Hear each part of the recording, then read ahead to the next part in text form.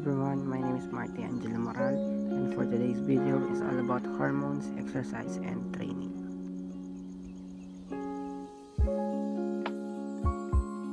So first is the endocrine system.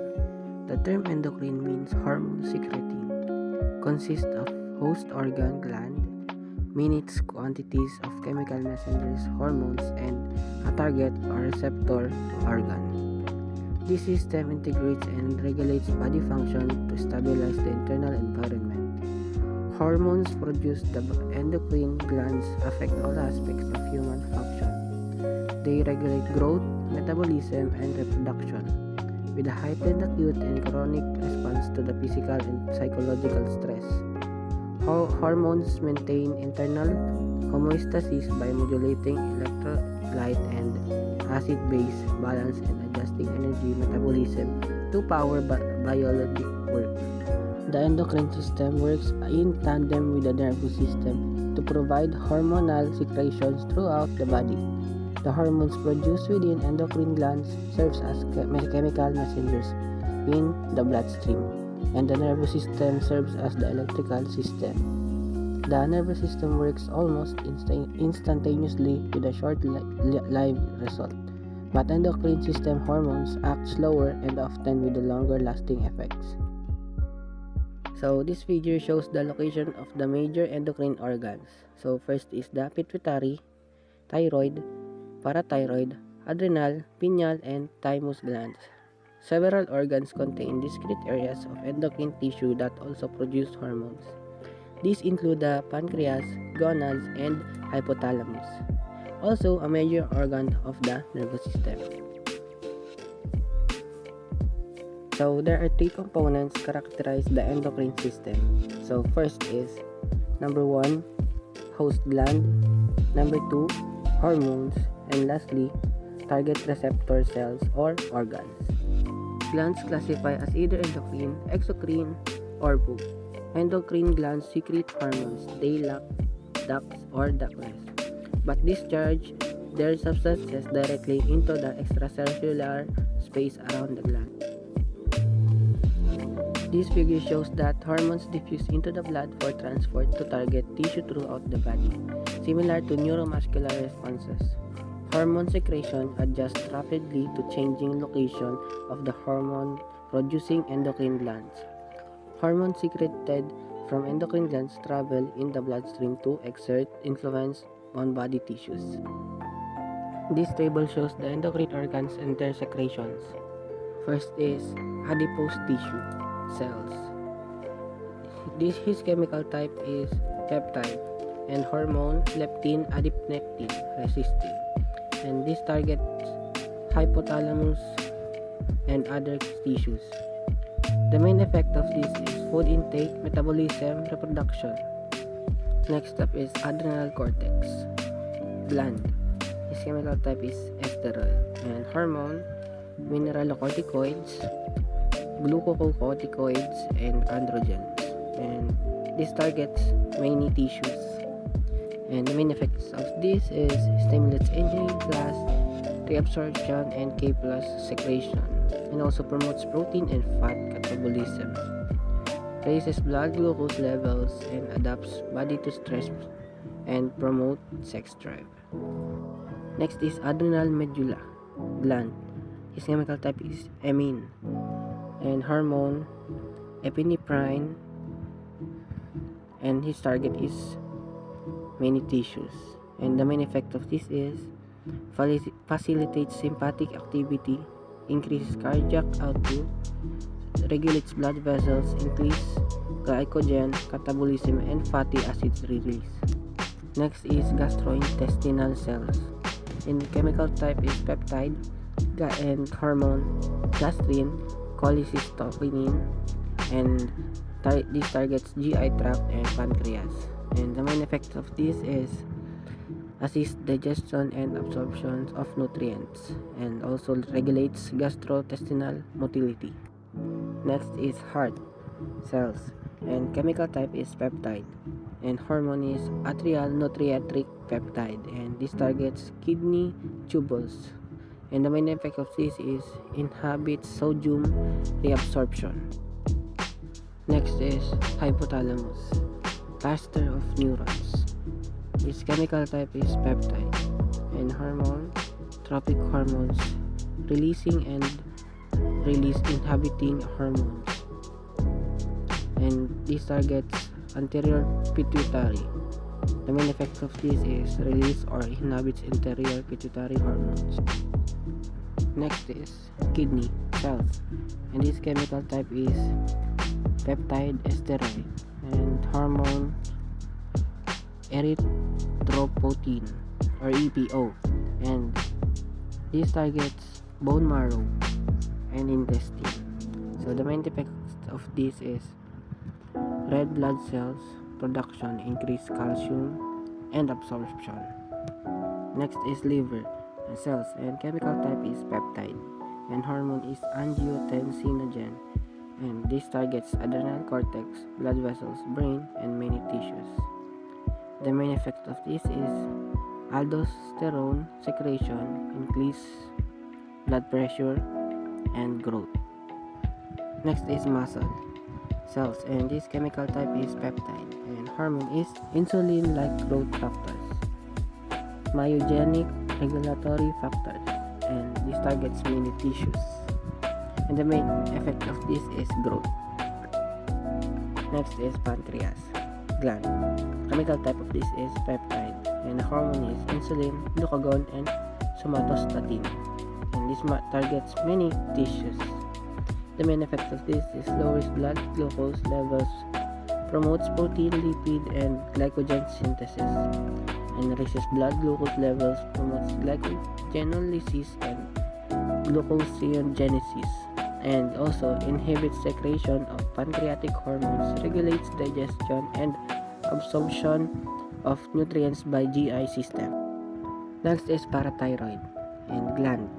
Chemical type is peptide and hormone is parathyroid hormone. This targets bone and kidney. The main effect of this is promote Ca++ release bone and Ca++ absorption by intestine, and Ca++ reabsorption by kidney, raises blood Ca++ levels, stimulates vitamin D3 synthesis. Next is pineal gland, and this chemical type is amine and peptides. And hormone is melatonin, growth hormone, and adrenocorticotropic adrenal thyroid stimulating hormone, prolactin, follicle stimulating gonads, and luteinizing hormone. And this targets unknown tissues, thyroid gland, breast, and gonads. The main effects of this is controls circadian rhythms growth, stimulates bone and soft tissues growth, regulates protein, lipid, and CHO metabolism, stimulates glucocorticoid secretion, stimulates secretion of thyroid hormones, male secretion, female stimulates growth and development of ovarian follicles, and estrogen secretion, male sperm production by testes, and female stimulates ovulation, secretion of estrogen and progestogen, males testosterone secretion by testes. Next is pituitary posterior, extension of hypothalamic neurons. Its chemical type is peptide and hormone is oxytocin, and this targets breast and uterus. The main effect of this on females is stimulates uterine contraction and milk ejection by mammary glands, and for males, unknown function. And the hormones of this is antidiuretic hormone, and this targets kidney, and the main effects of this is decrease urine output by kidneys and promotes blood vessels constriction. Next is placenta, pregnant progesterone female gland, and chemical type is steroid and peptide, and hormone is estrogen and chorionic metabolism, and somatomotropin and chorionic gonadotropin. This targets many tissues, and the main effect of this is fetal and maternal development, and also hormone secretion. Next is skin cells. The chemical type of this is steroid, and hormone is vitamin D3. This targets intermediate form of hormone. The main effect of this is precursor of 1025 dihydroxy vitamin D3. Next is ovaries, female glands. Chemical type of this is steroid, and hormone is estrogens, estradiol, progestins, uterus, and this targets many tissues. The main effect of this is egg production, secondary sex characteristics, promote endometrial growth to prepare uterus for pregnancy. Next is testes for male glands. The chemical type of this is peptide, steroid, and peptide. Hormone is ovarian, inhibition, androgen, and inhibin. This targets anterior pituitary, many tissues, and anterior pituitary. The main effect of this is inhibits FSH secretion, sperm production, secondary sex characteristics, and inhibit FSH secretion. Next is thymus gland. Chemical type is peptide. The hormone is thymosin, lymphocytes, thymopoietin, and this targets nothing. The main effect of this is stimulates proliferation and function of T lymphocytes. Next is thyroid gland. The chemical type of this is amines and peptide. The hormone is iodidated triiodothyronine T3, thyroxine T4, calcitonin CT, and targets many tissues and bone. The main effect of this is increases metabolic rate, normal physical development, and promotes calcium deposition in bone and lowers blood calcium levels. What makes a chemical hormone? The term hormone was coined from the Greek word meaning impetus. An accepted operational definition describes a hormone as chemical, usually peptide or steroid, secreted by a cell or group of cells into the blood for transport to distant target, where it exerts effect at low concentration. Recent findings suggest that this may be too broad of a definition because many different non-hormone substances also function as chemical messengers. Must hormones be transported to distant targets? Psychologists have questioned whether a chemical must be transported to distant targets to classify as a hormone. For example, the different hypothalamic regulating hormones, the trophic chemical messengers that include the releasing and release inhibiting chemicals, and the different growth factors seem to lack widespread distribution in the circulation, yet they met the other qualifications for hormone classification. Hormones exert effects at low concentrations.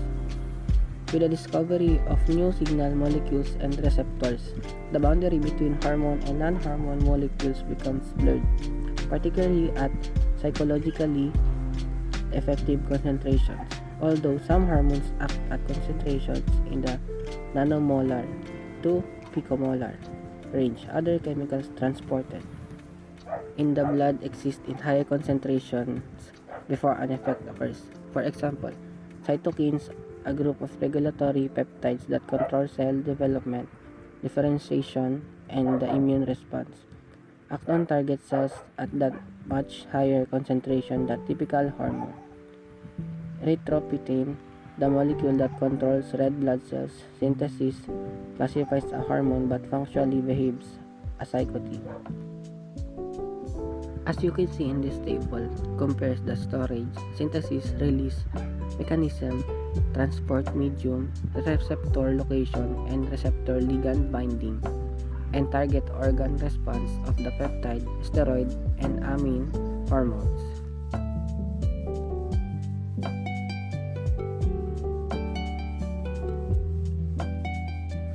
Steroid hormones. All steroid hormones have similar chemical structure because of their derivation from cholesterol. But unlike peptide hormones made in diverse tissues, only the adrenal cortex, gonads, and placenta during pregnancy procedure. Steroid hormones.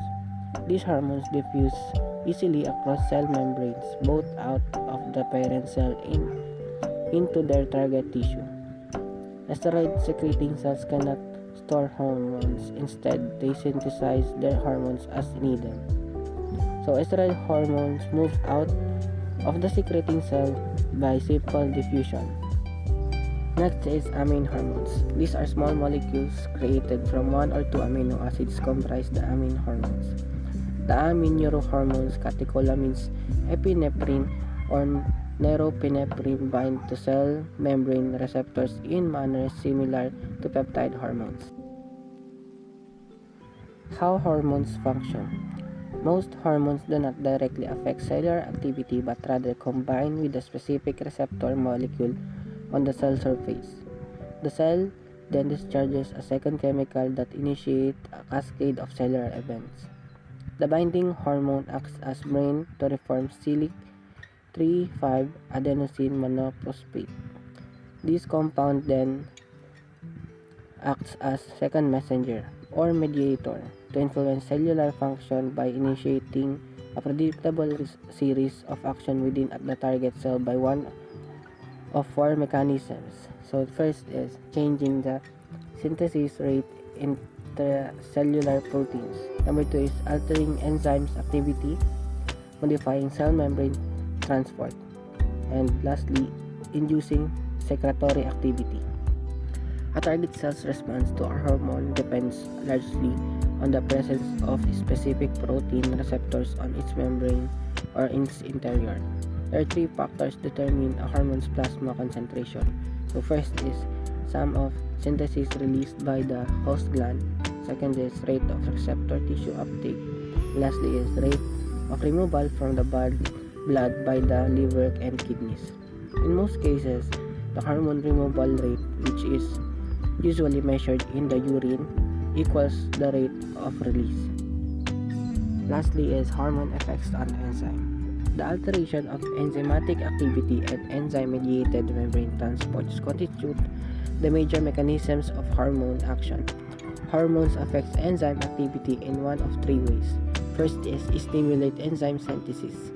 Second is combine with the enzyme to change its shape through allosteric modulation, which increase or decrease the enzyme's ability to interact with a substrate. And lastly is activate many inactive enzyme forms to increase total enzyme activity.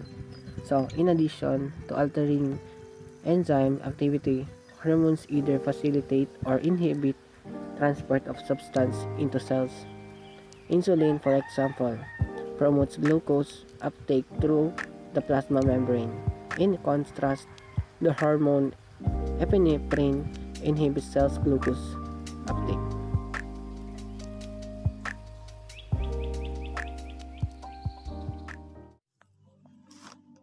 Control of hormone secretion. Endocrine glands is stimulated in three ways: hormonal, humoral, or neural. Each of these stimulation methods function as a reflex pathway. So a reflex pathway exhibits similar components: stimulus input signals, integration of the signals, output signals, and response. In endocrine reflexes, the output signals represents hormones or neurohormones.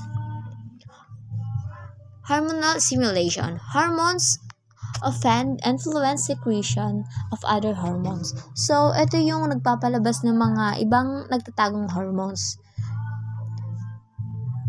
Humoral stimulation. Fluctuating blood level of iron, nutrients, and bile stimulate hormones release.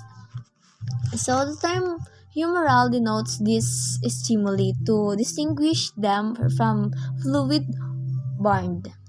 And pabago-bago ang mga level ng dugo sa iron, nutrients at pabago-bago ang mga dugo sa iron, nutrients at ang bile ay nagpapalakas ng hormones. Next, neural stimulation.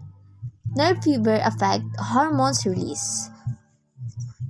Neurohormone serves as a chemical signal released into blood by a neuron. The nerve system produces three major groups of neurohormones. So, sabi dito is, nakaka-apekto ang nerve fiber sa pagbibigay ng hormones. Ang neurohormones, ito yung nagsisilbing chemical signal na inilabas ng dugo sa neurons. So, we have three major groups of neurohormones. The first is catecholamines synthesized by modified neurons in the adrenal medulla. So, the second is hypothalamic neurohormones secreted from the posterior pituitary. The third is hypothalamic neurohormones that control hormones released from the anterior pituitary. Hormones interactions. Multiple hormones represents at the same time control many cells and tissues.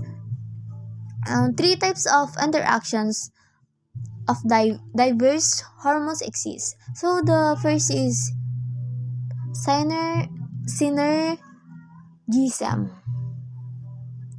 SM yan. So different hormones act together to augment the effect of an specific tissues. The second is permissiveness. One hormone cannot exert its full effect without the presence of a second hormone or a greater quantity of the first hormones. So the third is antagonism. Some hormones approve the action of another hormones to diminish the first hormone's effectiveness, glucagon and growth hormones or GH. Next. So pattern of hormone release. Most hormones respond to peripheral stimuli. On an as needed basis, but other release at regular intervals during 24-hour cycle, referred to as diurnal variation. So karamihan sa hormones dito ay nagre-respond sa peripheral stimuli ayon sa kailangan ng basehan. And resting and exercise induced endocrine secretion. The following section review important hormones, their functions during rest and exercise, and specific host gland hormone responses to exercise training. So parang sinusuri nito ang mga mahalagang hormone. Gumagana ito kapag tayo ay nagpapahinga at kapag nag-exercise. Anterior pituitary hormones. The pituitary gland or hypophysis, its sections and various target glands, and their respective hormones secretions. So growth hormones. Human growth hormones, GH or somatotropin, promote cells and division and proliferation throughout the body. These hormones facilitate protein synthesis and three ways. So the three ways is, the first is increasing amino acid transport through plasma membranes. The second is stimulating RNA formulation. And the third is activating cellular ribosome that increase protein synthesis. Next. Exercise growth hormones and tissue synthesis. GH secretion increases a few minutes after exercise begin. So tataas yung GH secretion natin ng ilang minuto pagkatapos nating magsimulang mag-exercise. and thyrotropin. Thyrotropin or thyroid stimulating hormones or TSH, maintaining growth and thyroid gland development, including regulation and hormone output from thyroid cells. So, pinapanatili nito ang paglago at pag-unlad ng thyroid glands. Corticotropin. So, the hypothalamus secretes corticotropin releasing hormone or CRH into a hypothalamic hypophyseal portal system transported to the anterior pituitary stimulating.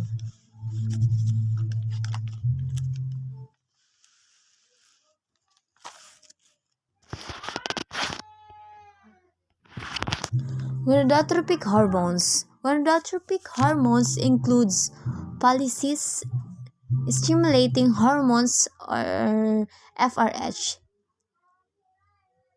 luteinizing hormones or IH, and woman initiates a follicle in the ovaries and stimulate ovarian secretion of estrogens, one type of female sex hormones. Prolactin or PRL govern milk secretion from the mammary glands. RPL plays an important role in females' sexual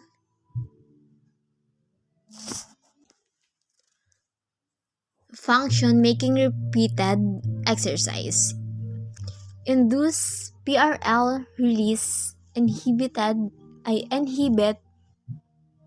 the ovaries and disrupt the normal menstrual cycle, an effect often observed among athlete women. So, ang milk secretion mula sa mammary glands, PRL ay may mahalagang ginagampanan sa babae. And posterior pituitary. These glands store two hormones, ADH or vasopressin and oxytocin or ADH, primarily limited how much urine kidney produce. So, ang mga glands na to ay nag-iimbor ng dalawang hormones or ADH o vasopressin and oxytocin ADH. Thyroid hormones affects quality and life. So thyroid hormones are not directly essential from life, but they do affect its quality.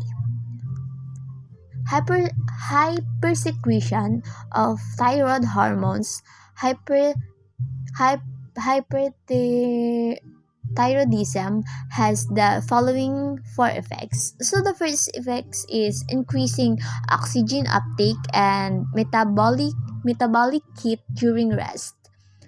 So endocrine protein, and the second is endocrine protein catabolism to cause subsequent muscle weakness and weight loss.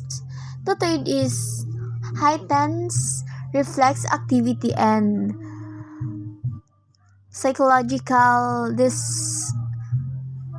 disturbance that range from irritability and insomnia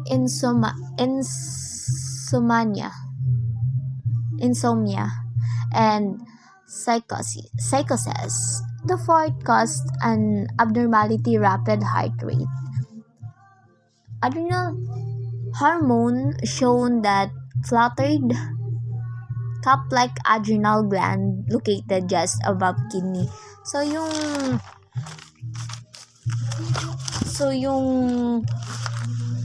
So matatagpuan ito sa taas ng kidney natin. At these glands form two distinct parts. Now, the adrenal medulla in the inner portion and the adrenal cortex in the outer portion. Adrenal medulla hormones, it's a part of sympathetic nervous system. So ang adrenal medulla ay ito sa part ito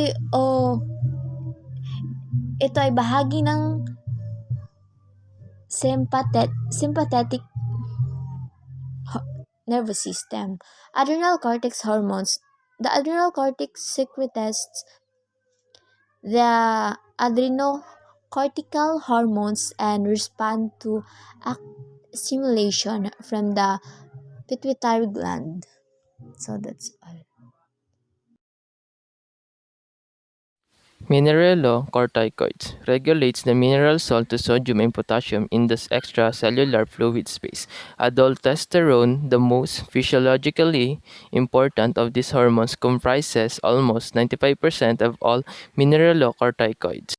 Aldosterone regulates sodium reabsorption in the kidney's distal tubules. Increased aldosterone secretion moves sodium ions that also draw fluid from the renal filtrate back into the blood.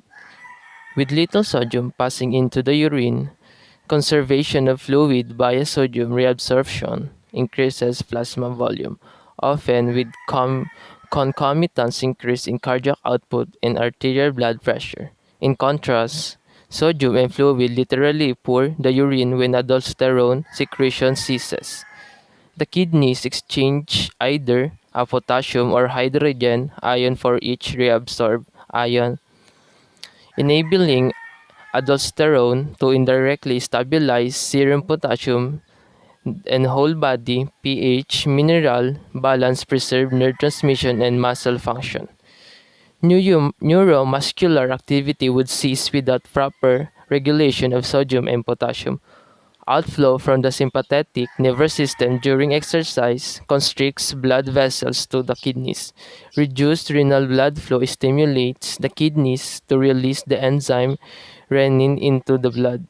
Renin, in turn, stimulates the production of the protein angiotensin, a potent vasoconstrictor that also activates aldosterone secretion from adrenal cortex. Aldosterone secretion increases progressively during exercise, with peak plasma levels as high as 6 times the resting value. The renin-angiotensin mechanism during rest controls aldosterone secretion relation to changes in blood pressure in the kidneys afferent arterioles.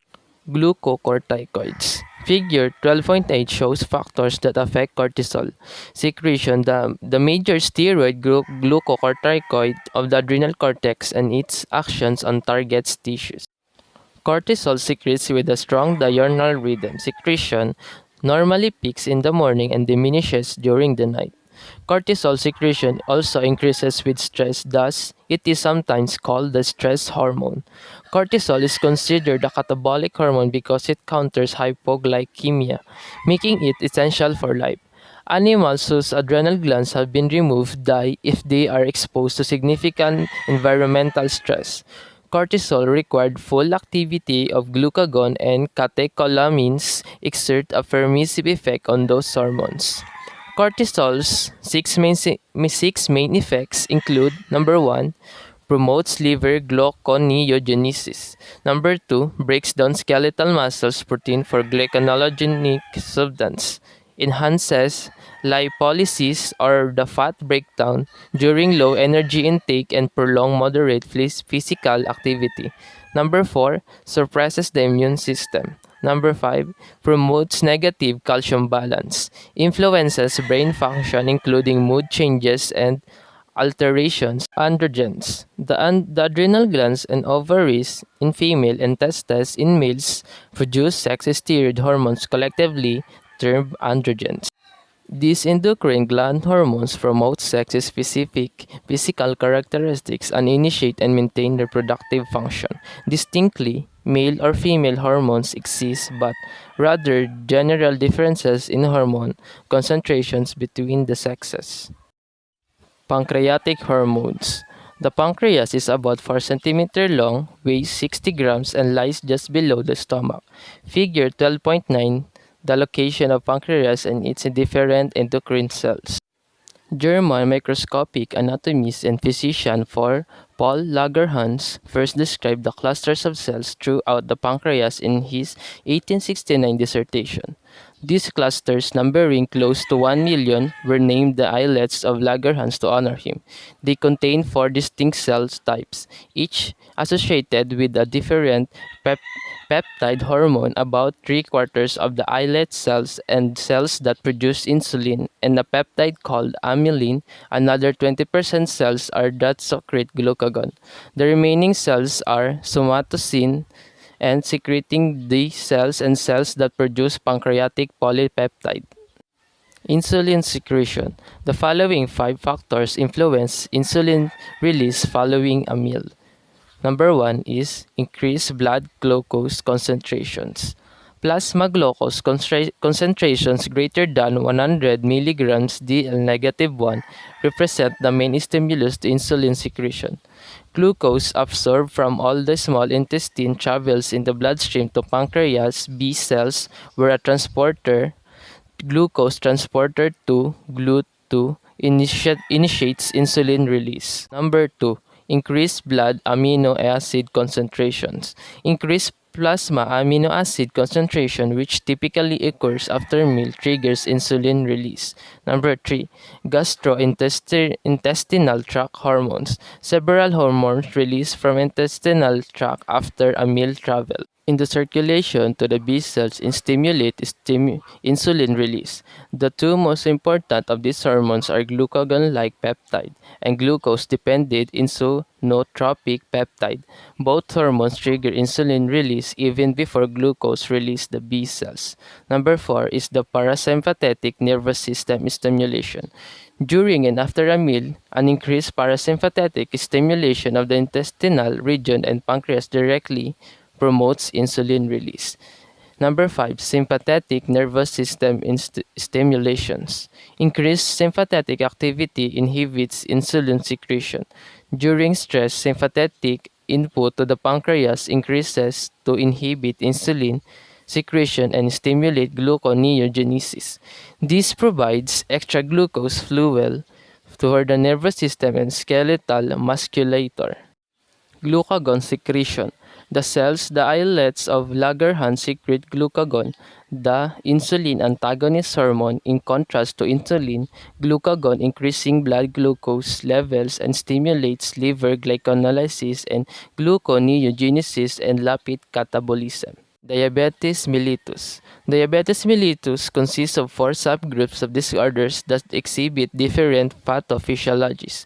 Number 1 is a type 1 diabetes. Type 1 diabetes results from the body failure to produce insulin. Between 5% and 10% of Americans diagnosed with diabetes have type 1 subgroup. Number 2 is the type 2 diabetes. It refers to relative insulin deficiency that results to hyperglycemia. Approximately 90% to 95% of Americans diagnosed with diabetes exhibit insulin resistance.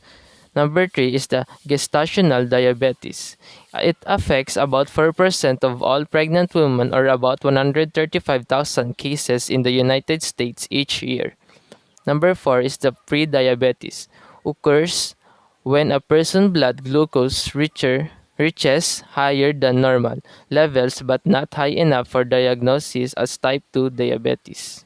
Diabetes signs and symptoms.